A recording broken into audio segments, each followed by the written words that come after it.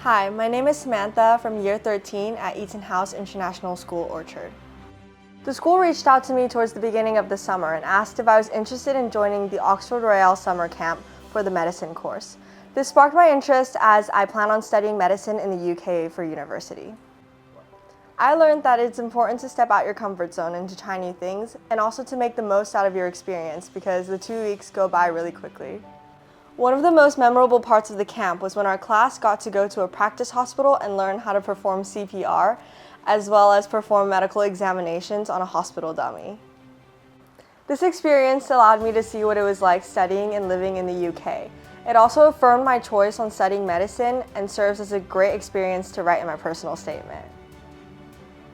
Through this program, I've learned skills such as socializing and independence, which I think are important especially for when I go to university, where I'll be traveling abroad and meeting new people.